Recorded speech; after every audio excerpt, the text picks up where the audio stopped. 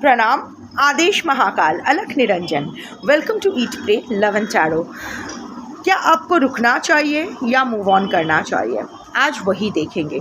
But before I begin I need to protect my energy, so all harm and negativity directed towards me, my YouTube channel and this video by anyone return to them tenfold with immediate effect. This is my will, so what it is.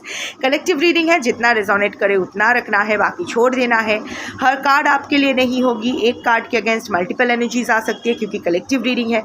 तो उन multiple energies में से कौन सी energy आपके लिए है, कौन सी नहीं, ये आपको फिल्टर करना पड़ेगा based on your practical mindset.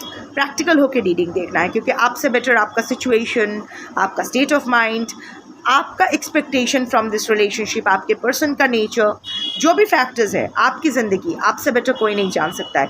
सो वो दिमाग में रखते हुए प्रैक्टिकल होकर रीडिंग देखिएगा और एनर्जी पिक कीजिएगा कि कौन सा मेरे लिए है, कौन सा नहीं। कोई भी रीडिंग किसी भी रीडिंग का कंटिन्यूएशन नहीं है, तो अगर कॉन्ट्रडिक्टेड रीडिंग्स आती है जिससे ज़्यादा रेजोनेट करो वो वाला रखो, बाकी जाने दो। टाइमलेस है और एनर्जी को कोई फ़र्क नहीं पड़ता है आपका gender, zodiac, religion, sexual orientation क्या है, आप इन कॉन्टैक्ट हो, नो कॉन्टैक्ट हो, ऑन एंड ऑफ हो, एक छत के तले रहते हो, नहीं रहते हो, बच्चे हैं, साथ साथ है, अलग अलग है, नहीं है, आपका लुक्स क्या है, आपका एज क्या है, आप लोग शादीशुदा हो, अलग अलग शादीशुदा हो, एक दूसरे के साथ शादीशुदा हो, या दोनों में से कोई एक शादीशुदा हो, डिवोर्स चल रहा है, नहीं चल रहा है, लवर्स हो, x crush, live in partners, open relationship, ये सब परमुटेशन कॉम्बिनेशन, ये सब रिलेशनशिप डायनामिक्स एनर्जी को समझ में नहीं आता है। Energy only identifies and picks energy. So अगर कार्ड्स को पिक करना होगा तो आपकी एनर्जी पिक होगी अमंग कलेक्टिव एनर्जी। और आप जिसके बारे में सोचते हुए ये रीडिंग देखोगे, मतलब आप जिसको अपना पर्सन मान के ये रीडिंग देखोगे, उसकी एनर्जी पिक होगी among collective persons energy. So reading start करते हैं। येस एंड नो ऑरेकल का यूज़ करूँगी अलॉन्ग विथ ट्रेडिशनल टैरेट। सो पहले देख लेते हैं आपको वेट करना चाहिए या मूव ऑन करना चाहिए। देखिए, मैं ये नहीं देखूंगी कि आप क्या चाहते हो, आप क्या चाहते हो ये तो आपको पता ही है। अगर आपको पता नहीं है तो अपने आप के साथ सॉर्ट आउट करो। किसी टैरो रीडर के ऊपर भरोसा नहीं कर सकते हो, everything can't be spoon fed. So अगर आपने डिसाइड कर ही लिया है कि मूव ऑन करना है, तो ये रीडिंग देखकर अपना टाइम वेस्ट मत करो। Honestly, no, you know, I am not saying this out of any bitterness कि कुछ भी आए रीडिंग में फ़र्क नहीं पड़ना चाहिए। आपने अगर अपने लिए मूव ऑन को चूज़ किया है तो you should move on, what ever the outcome of this reading is, irrespective of that. Move on करने का सोचा है, बस मूव ऑन करने का सोचा है, ये सब नहीं देखना है, ये सब झंझट में पड़ना ही नहीं है। खुद को और कोई झूठा आस देना ही नहीं है, खुद को लालच दिखाना ही नहीं है, ठीक है। अगर आप अभी भी कंफ्यूज हो, सो आप क्या चाहते हो ये तो आपको ही सॉर्ट आउट करना पड़ेगा, ये स्पून फेड नहीं किया जा सकता है। बट आपके पर्सन की तरफ से पहले मैं देखूंगी कि आपके पर्सन क्या आपके साथ करेंटली रिकॉन्सिलिएशन चाहते हैं, क्या आपके पर्सन आपके साथ रिकॉन्सिलिएशन चाहते हैं। यस, बहुत ही क्लीन यस आया है। Golden opportunity, clouds lifting, clear skies. Clarification लूँगी, क्लैरिफाई। पेज ऑफ वॉन्ड्स, अभी भी ये ऑन एंड ऑफ तो कर रहे हैं, अभी ये हॉट एंड कोल्ड आपके साथ हो तो रहे हैं, but yes the clouds are lifting. You know, जो तूफान था ना वो जा चुका है, जो वर्स्ट पार्ट था that is a past now. अभी ना धीरे धीरे वो बादल हटने लगे हैं। एंड यस, आपके पर्सन अभी भी अनश्योर है, क्योंकि पेज ऑफ वॉन्ड्स की एनर्जी है, अभी भी ये थोड़ा सा फिकल माइंडेड है, बट हाँ चाहते तो है, रिकॉन्सिलिएशन चाहते हैं। अभी भी कुछ ग्रजेस होल्ड करके बैठे हैं, अभी भी कुछ है चीज़ें जो वो, आई डोंट नो कि आप दोनों के बीच में क्या हुआ है, मुझे जानना भी नहीं है। कलेक्टिव रीडिंग कर रही हूँ and even in private reading also, I don't need to know. But yes, golden opportunity, वो एक अपॉर्चुनिटी का वेट कर रहे हैं, जो यू नो, जो उसको लेना नहीं पड़ेगा, वो उसको ढूंढना नहीं पड़ेगा। It will be presented to him और हर, नन्नारे किन्नर अपने हिसाब से लगा लो। बट येस, उनके मन का जो माइंड फॉग हो रखा था वो भी ना द्वंद्व में थे कि उनको वेट करना है आपका, या मूव ऑन करना है, रिकॉन्साइल करना है, नहीं करना है। अभी उस द्वंद, वो जो डाउट था वो क्लियर हो रहा है. Whatever reasons, the clouds are going away, clear sky आप एक्सपेक्ट कर सकते हो. Clear and sky also means communication. So yes, वो कम्युनिकेशन आपसे करना चाहते हैं, जहाँ वो इस रिकॉन्सिलिएशन के बारे में बात करेंगे आपसे. बट उसके लिए वो एक गोल्डन अपॉर्चुनिटी का वेट कर रहे हैं. यू नो, सबसे बेस्ट अपॉर्चुनिटी जो ऑकवर्ड ना लगे, जो उसको डेस्परेटली प्रे, यू नो, ऐसा ना लगे कि वो डेस्परेट है आपके लिए, ऐसा ना लगे. यू नो, ही और शी वांट्स टू, वो अपना वो जो एटीट्यूड है वो थोड़ा सा बरकरार रखना चाहते हैं. ऐसा नहीं होना चाहिए कि बहुत ऑकवर्ड हो जाए चीज़ें. So yes, this is a good start. आपके पर्सन आपसे रिकॉन्साइल तो करना चाहते हैं. The second part is,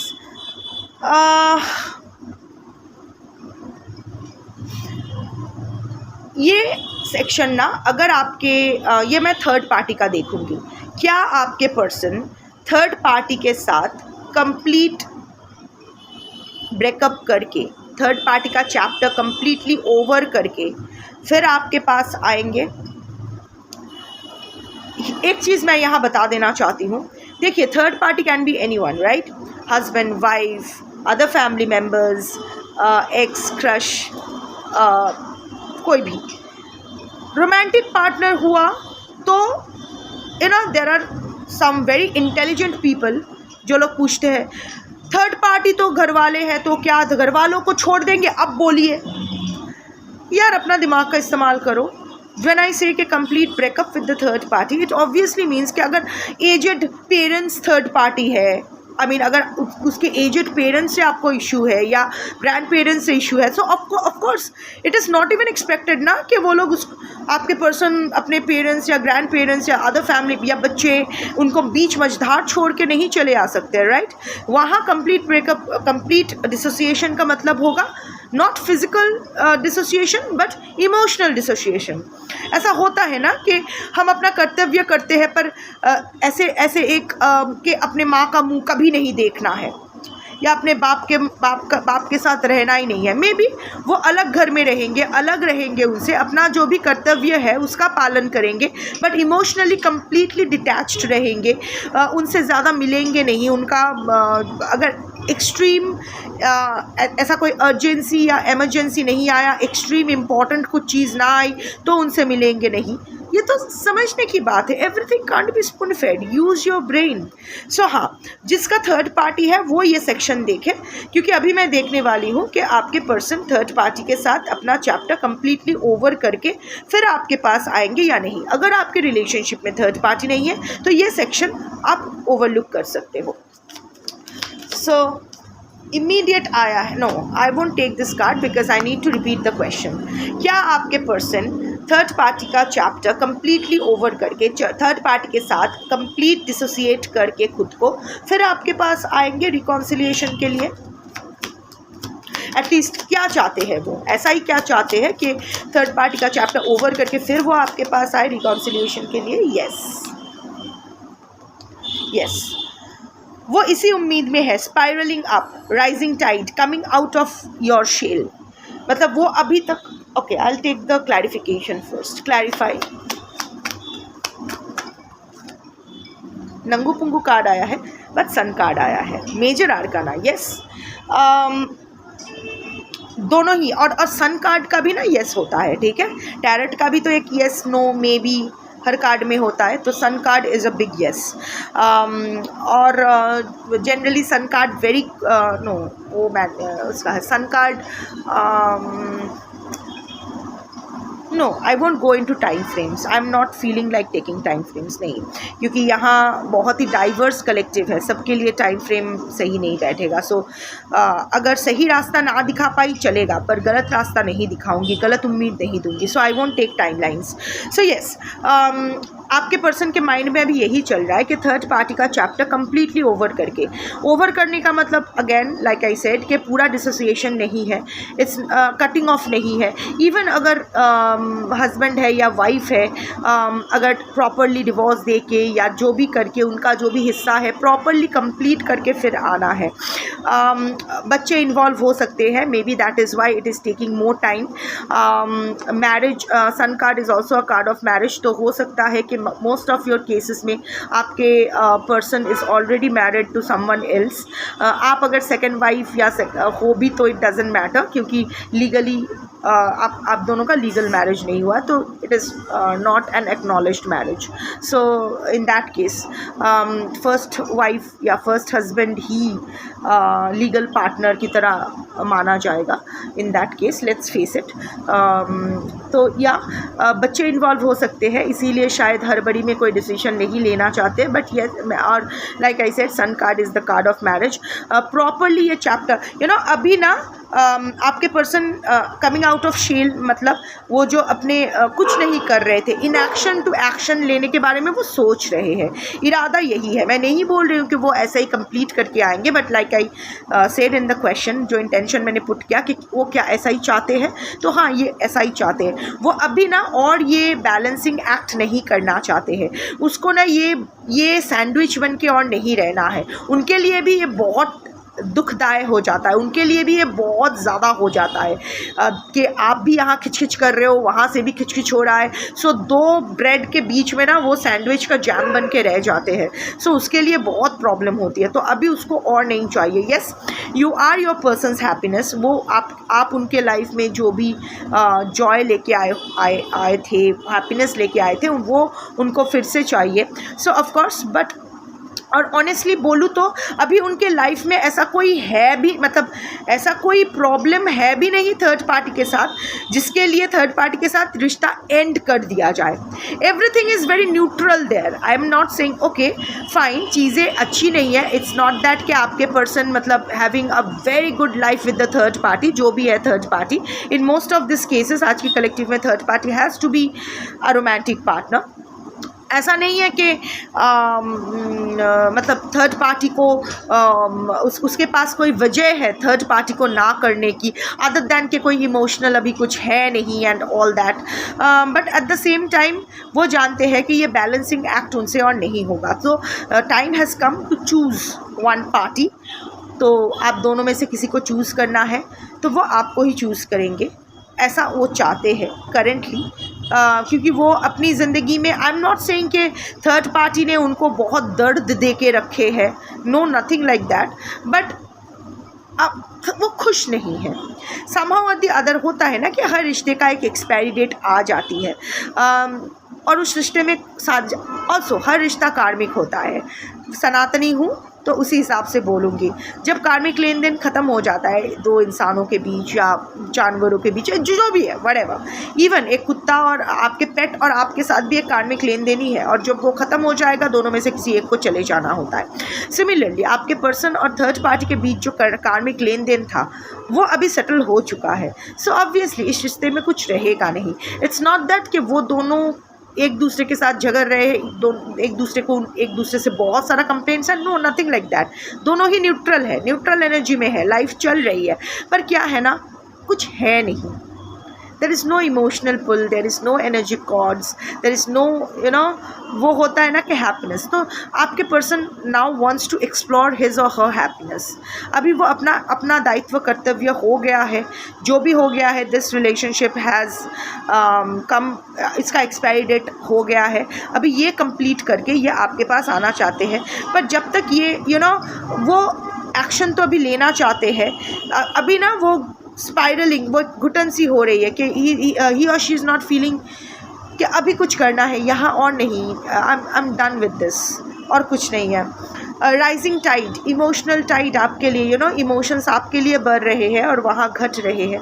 so but at the same time वो जानते हैं कि ऐसे बैलेंसिंग एक्ट ना वो करना चाहते हैं, ना उस बैलेंसिंग एक्ट में वो अगर आपके साथ आपके पास आएंगे तो आप उसको एक्सेप्ट नहीं करोगे. सो इन दैट केस वो बड़े शांति से करना चाहते हैं. वो किसी के लाइफ में विलन नहीं बनना चाहते हैं.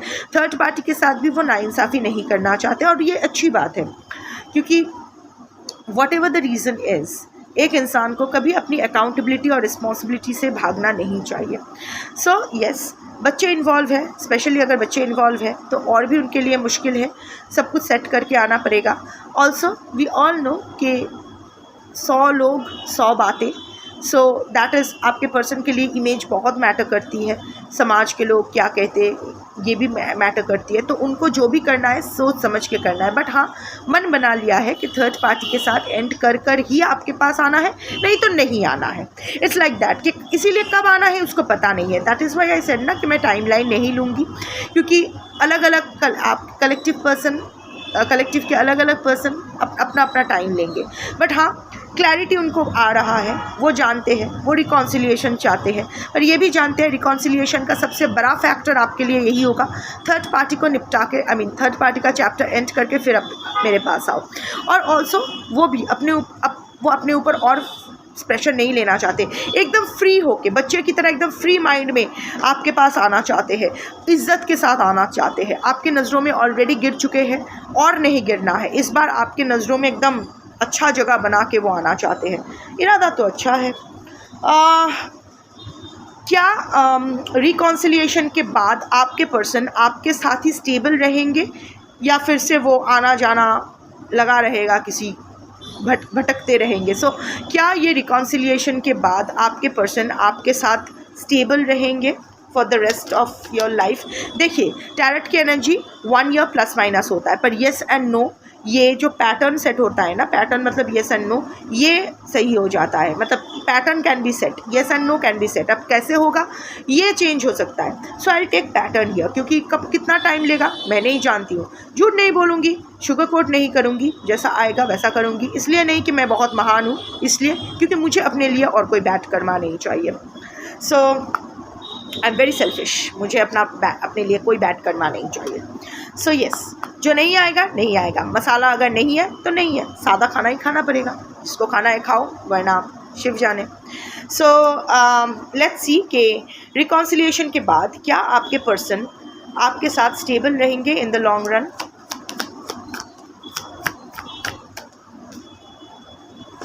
यस, कार्ड तो यस आया है. क्लैरिफाई.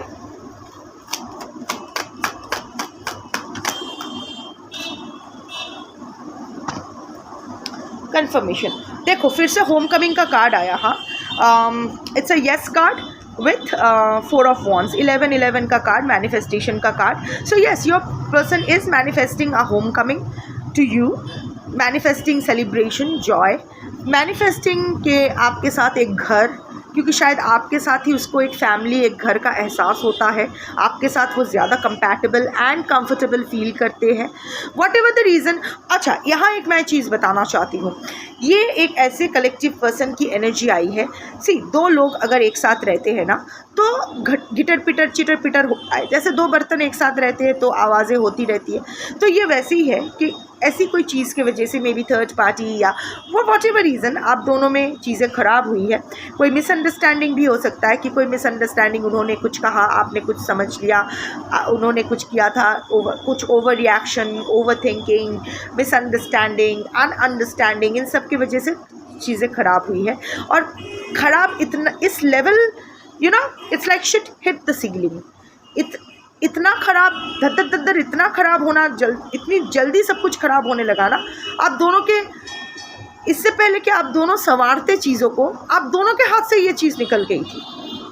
अगर ऐसी आपकी सिचुएशन है तो ये रीडिंग आपके लिए बैठेगी.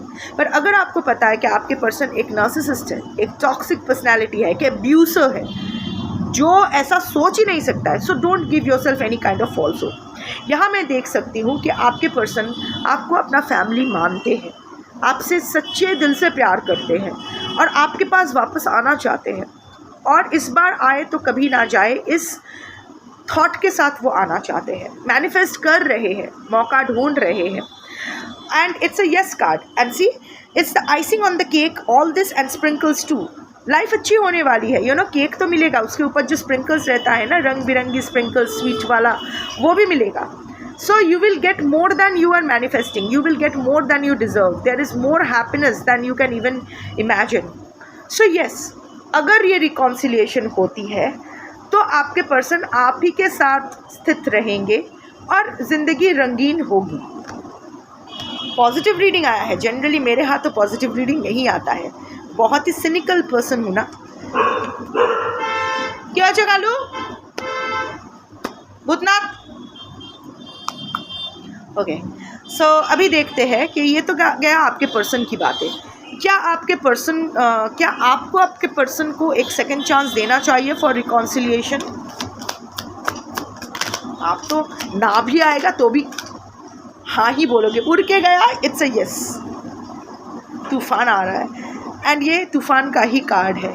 Safety ahead, navigate towards security. Yes, आप अपने पर्सन के साथ ही सबसे ज़्यादा सेफ फील करते हो। वैसे यहाँ नो भी आता क्या फ़र्क पड़ता करके आप उसको चांस ही देते। आप डोंट आई मीन, अगर आपके पर्सन सच में जो मैंने कहा कि not an abuser, not a narcissist, actually ऐसा है कि भला मानुस है, मिसअंडरस्टैंडिंग के वजह से या फिर जो भी है सर्कमस्टांसिस ही ऐसा था कि चीज़ें हाथ से निकल गई, और वो अगर आपके सामने आए और आप उसको मौका ना दो तो ही नहीं सकता है। So anyway, I will take a clarification first. सब जाओ, क्वीन ऑफ कप्स बनी तो बैठी हो, बैठे हो, डजेंट मैटर जेंडर क्या है। यस, आपके person, you know, you had a rough life, specially in terms of relationship. ये this relationship is your peace. ये रिलेशनशिप आपको सेफ फील करवाता है, ये रिलेशनशिप आपको सिक्योर फील करवाता है, ये relationship makes you feel seen. ये relationship is a dream relationship. आपको और कोई नहीं चाहिए और कुछ नहीं चाहिए, यही बंदा या बंदी चाहिए। So yes, safety ahead, yes, a safe relationship. You know, आपके रिक्वायरमेंट भी रिलेशनशिप से बड़ा सिंपल है कि मुझे सेफ एंड सिक्योर्ड लाइफ चाहिए, मुझे लॉयल्टी चाहिए, दैट्स इट, नथिंग एल्स। बाकी आप तो क्वीन ऑफ कप्स हो ही, over giver, always putting your person before you, always praying for your person, always you know अपने आप को खाली करके आपके पर्सन को भरना, that's your nature. Very intuitive, very spiritual. आपके पर्सन की एनर्जी के साथ हमेशा आप इंटरट्वाइंड रहते हो, हमेशा अपने पर्सन की एनर्जी पुल कर सकते हो, फील कर सकते हो। Very energy sensitive person. Tarot देखने की ज़रूरत नहीं पड़ती, आप फील कर सकते हो आपके पर्सन क्या सोच रहे हैं, क्या फील कर रहे हैं, इतना स्ट्रांगली कनेक्टेड हो अपने पर्सन से। सो येस, ऑफ कोर्स, आप तो एक टांग पे खड़े हो उसको सेकंड चांस देने के लिए। अगर नहीं देना चाहते हो, ये रीडिंग आपके लिए नहीं है। गाल फुला के बोलने की ज़रूरत नहीं है। कुछ लोग ना अजीब है, यू नो।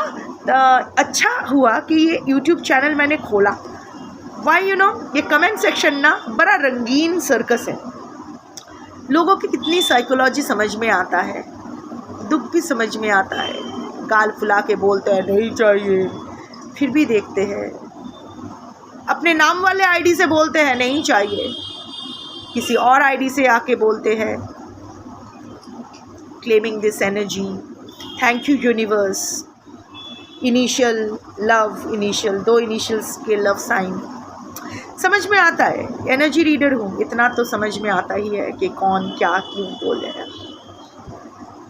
बचकानी हरकतें, सब नाराज़ बच्चे बैठे हैं गाल फुला के दूसरे नाराज़ बच्चे के लिए।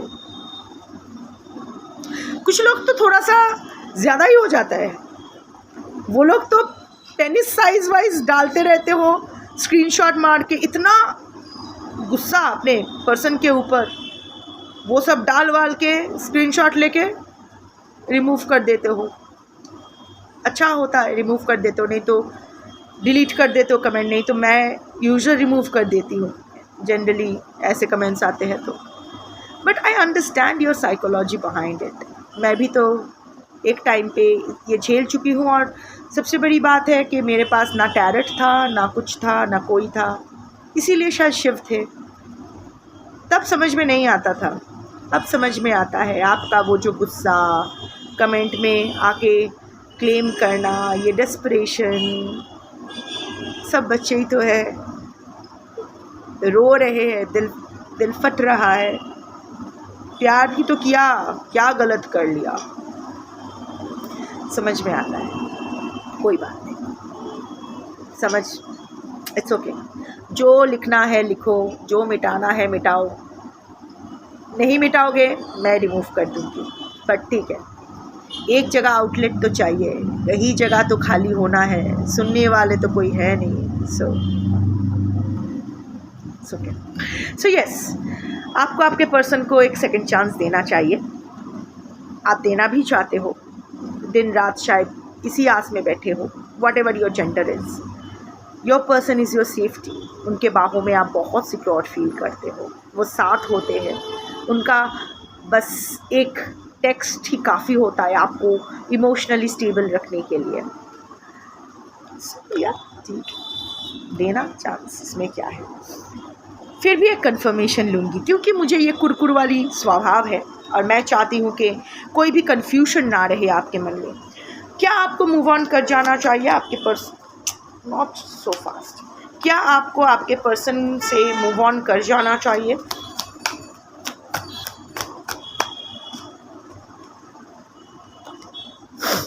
It's a no. Heavy energy, blocked, weighed down by worry. जाना नहीं चाहते हो, जाना ही नहीं चाहते हो तो यस आता भी तो क्या करें? क्लैरिफाई।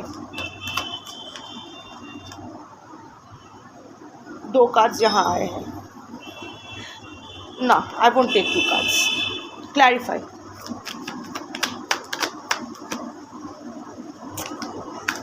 दूर बैंग,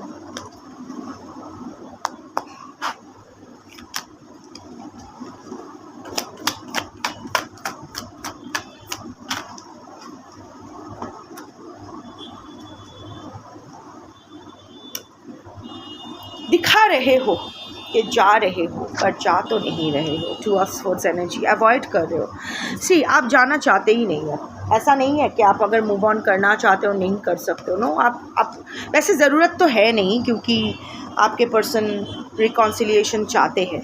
सो बट यहाँ मैं देख सकती हूँ क्योंकि मुझे कंफर्मेशन चाहिए, मुझे इस कलेक्टिव के लिए कंफर्मेशन चाहिए। So it's a no with the 2 of swords. See, heavy energy, वैसे भी blocked, you have blocked your life for everyone else, you know. हमेशा दिन रात आप आपके पर्सन के बारे में ही सोच रहे हो, शरीर भारी लग रहा है, मन भारी, दिमाग भारी, आंखें भारी, सब। You are feeling so heavy these days, you know, बहुत ज़्यादा सोच रहे हो। सोच के लग तो रहा है कि निकल जाऊं, पर नहीं, आप ही खुद को एक द्वंद्व में डाले हुए हो, पेन में हो, नाइट टाइम एंग्जाइटी है, प्रैक्टिकल डिसीजन लेना चाहते हो पर ले नहीं पा रहे हो, मूव ऑन नहीं कर पा रहे हो क्योंकि खुद ही करना नहीं चाहते हो। आप बस वो फेस नहीं करना चाहते हो कि मैं मूव ऑन नहीं करना चाहता या करना चाहती। आप यही बोल रहे हो कि समझ में नहीं आ रहा है, बहुत अच्छे से समझ में आ रहा है आपको कि आप नहीं जाना चाहते हो, बट यू नो वो होता है ना, खुद को भी थोड़ा सा कभी कभी आप चकमा दे देते हो। समझाना ज़रूरी होता है कि हाँ मैं तो मूव ऑन करना चाहती हूँ पर नहीं कर पा रही हूँ, पता नहीं क्यों। सब पता है, सारा दिन उसके बारे में ही सोचते हो, सारा दिन उसको लेकर ही चिंता करते रहते हो, ब्लॉक्ड एनर्जी में हो। बाकी किसी के लिए तो आपका दिल ओपन है ही नहीं, बाकी किसी चीज़ में तो, अरे इंसान तो छोड़ो, रोमांटिक रिलेशनशिप तो छोड़ो, किसी चीज़ में तो मन लगता ही नहीं। सारा दिन परे रहते हो अपने ख्यालों में, उसके ख्यालों में। बहुत ही हैवी एनर्जी है, you know, pulling it downwards. So आगे कैसे बढ़ोगे? तो इस एनर्जी में रहने की ज़रूरत नहीं है। सी, रिकॉन्सिलिएशन इज़ हैपनिंग। आपके पर्सन आएंगे, कब आएंगे मैं नहीं बोल सकती। कलेक्टिव रीडिंग में आज के जो कलेक्टिव है बहुत ही डाइवर्स कलेक्टिव है, एनर्जी बहुत ही स्कैटर्ड है। सो स्पेशली आपके पर्सन के अलग अलग है।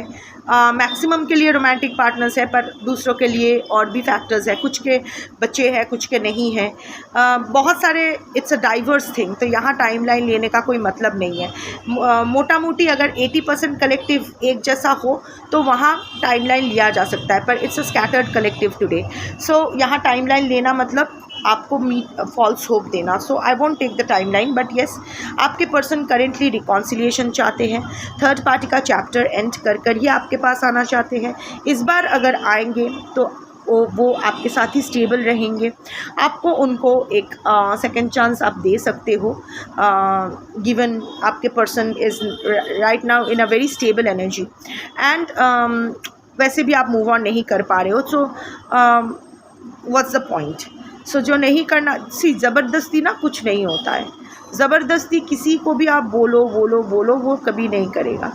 सो वही जब वही होगा, जब आपका मन से आएगा ना, तभी होगा। बस बोलने से मूव ऑन नहीं होते हैं, या फिर रुक जाओ बोलने से या चले जाओ बोलने से, इतना आसान नहीं है। Love is not a switch कि स्विच ऑन किया स्विच ऑफ किया। हर इंसान का हीलिंग टाइम डिफरेंट होता है, क्योंकि हर इंसान का ट्रॉमा डिफरेंट होता है। Past life trauma, childhood trauma, ancestral trauma, person से मिला ट्रॉमा, सो मेनी ट्रॉमास। इसका क्या इफ़ेक्ट कुछ लोग होते हैं छोटी छोटी बात का बुरा मान जाते हैं, कुछ लोग होते हैं बड़ी बड़ी बातों का भी बुरा नहीं मानते। तो कितना कौन सेंसिटिव कितना है, बहुत सारे फैक्टर्स है। Healing is not a joke, it's a life time process. But हाँ, जैसे हमें रोज़ नहाना पड़ता है हाइजीन के लिए, वैसे हमारी मेंटल हाइजीन के लिए भी हर दिन हमें कुछ ना कुछ हीलिंग प्रोसेस अपनाना पड़ता है। So keep healing yourself. वक्त बताएगा कि आपके पर्सन तो चाहते हैं, पर अभी देखो, अगर वो एक लाइफ टाइम लगा देते हैं थर्ड पार्टी का एंड करके, एंड यू नेवर नो ना how the energies will change, a drastic shift in energy and the entire rest of the energy will also change.